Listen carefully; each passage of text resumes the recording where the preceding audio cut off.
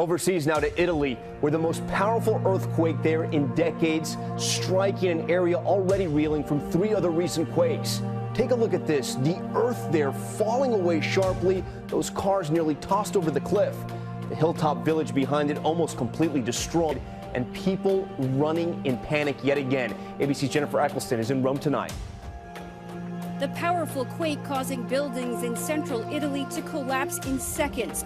The power of the 6.6 magnitude tremor, the strongest in nearly 40 years. The 3rd major rumble in just 1 week, sending terrified residents running into the streets again. In Norcia, near the epicenter, nuns carried to safety. Tonight, the dust clearing to reveal the historic 14th century basilica in ruins. Reports of at least 20 injured. It's just 5 days after back-to-back quakes hit the same region. Nearby Amatrice rocked again, 2 months since deadly tremors killed nearly 300. The view from above showing a town already utterly devastated, tonight reduced to ruins. The faces ripped off home after home. There's no reason to think it's now suddenly magically going to stop. They're going to be continuing to have aftershocks. Some of them are going to be bigger. Miraculously, no one was killed in this latest quake, but tonight, aftershocks roll through the area, a population on edge and on the move.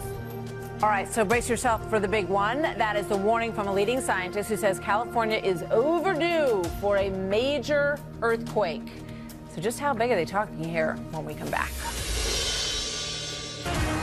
Meanwhile, California's next big earthquake is coming, folks. You've been hearing it for so many years, but according to a leading scientist who says the Southern California section of the San Andreas Fault is now primed for some action. San Andreas is the state's longest fault and one of the most dangerous. Chief Correspondent Jonathan Hunt live in Los Angeles for us. So, Jonathan, what are they seeing in this fault at this point?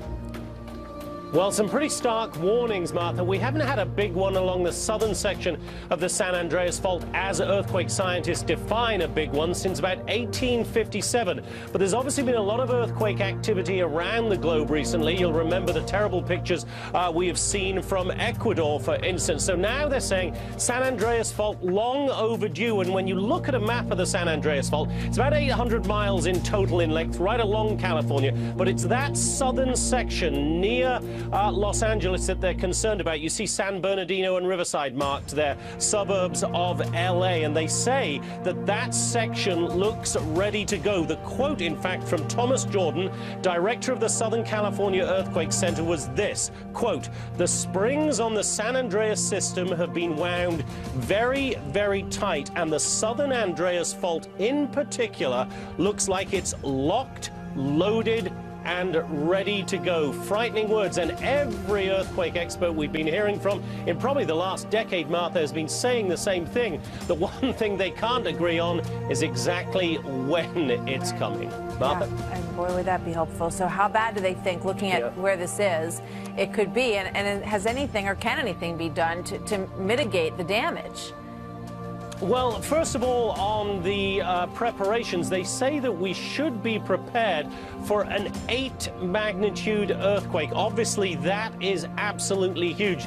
They put out a simulation, in fact, of what the shaking might look like in the LA area. And a 2008 U.S. Geological Survey report said that if we had something like a 7.8 earthquake, for instance, it could cause something like 1,800 deaths, 50,000 injuries, and something like $200 billion in damage to the Southern California area. So this is a major problem. But for a lot...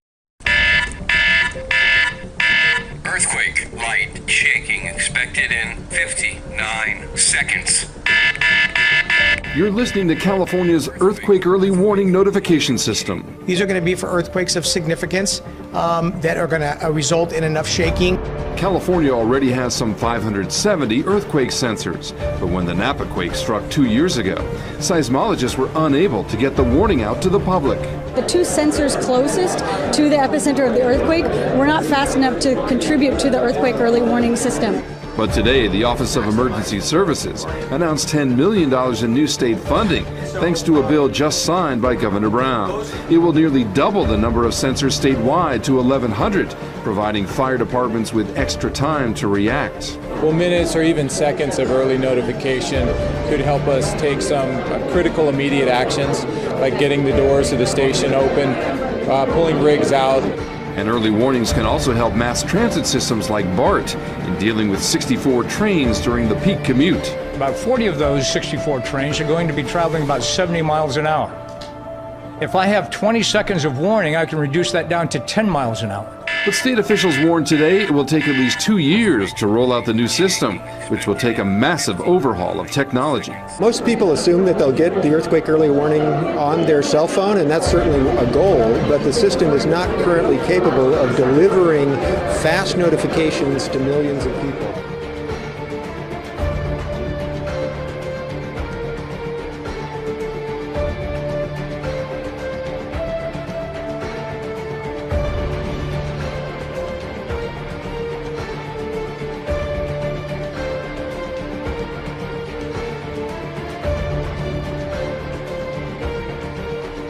Obviously in the city of San Francisco, again, as we take a look at that, that appears to be what would be the Marina District. The entire upper deck of the Cypress structure, that is the section of highway that connects the Bay Bridge to the Nimitz, Highway 880, it just seemed to collapse during the shaker. You could see those ripples in the road. I'm guessing, but what I'm afraid of, and the information we seem to be getting seems to confirm this, that those ripples in small part are caused by vehicles trapped underneath. We have no idea how many vehicles were trapped underneath. If you could see how violent that shaking must have been. Because of our power outages and wire services are not coming in with other reports? Well, we're told that this earthquake today was measured at between 6.5 and 7 on the Richter scale. Power failure, therefore the game will be postponed. We ask that you hold on to... We have been told that there has been some dramatic rescues in the area of this, what you're looking at right now, the Cypress structure. People have risked their lives to crawl up under those two compact pieces of highway to find survivors, and they have brought people out alive. We were told that this person in here now that they're going for, and we don't know. Thanks for watching. Now, we've been looking into the concerns surrounding that large fault or crack that's in the ground that recently opened up near and behind that shopping center. Our Lauren Hanley is at the scene there at the Logan Town Center in Blair County. So, Lauren, what's the latest? Well, Carolyn, if you take a look at the large crack in the ground behind me, you can see that a series of power lines actually runs along the base of the mountain here. So depending on how the ground shifts, we could have an even bigger problem. We spoke with a Logan Township police officer who was keeping an eye on the area early this afternoon. He actually told us to move away from the power lines in case the ground shifts and knocks them down. He told us these power lines have anywhere from 40,000 to 90,000 volts running through them. If they come down, the whole area will be electrified. Now that means all of the stores that sit back along the mountain here will lose power and will be in a charged area. Anyone standing in that area would be in danger. But we're not sure how quickly the ground is moving here. The officer told us he heard the crack grows further apart by 2 inches every day. The surveyor from the EADS group we spoke with says it's moving, but very gradually. He didn't say there was any immediate danger or that part of Brush Mountain would break off and come crashing down. If anything, it would keep slowly sliding apart. Now, we can't seem to get a straight answer on what exactly will happen with this area. We've heard a couple of things. One, they might dig out part of the mountain, but then we've also heard they might try to anchor it, as you've seen in areas along 99. But in the meantime, we'll see what happens with this area, if there are any plans, and we'll bring you the latest. Reporting live in Logan Township, Lauren Hanley, WTAJ News.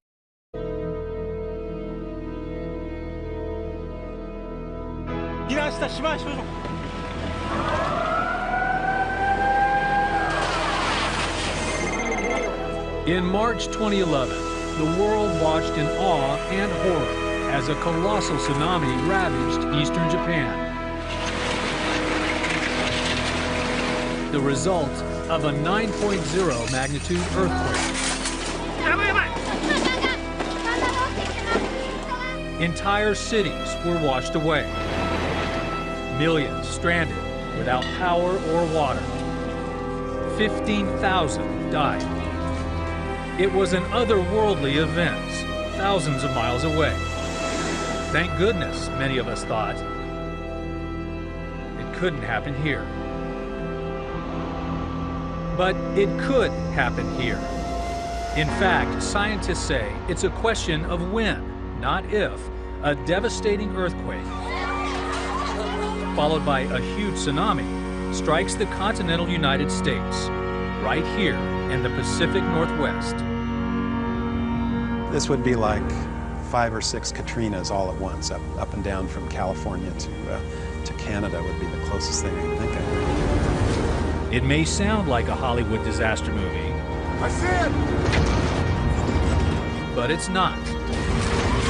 This is the future for the region's 7 million people, says Chris Goldfinger, a paleoseismologist at Oregon State University.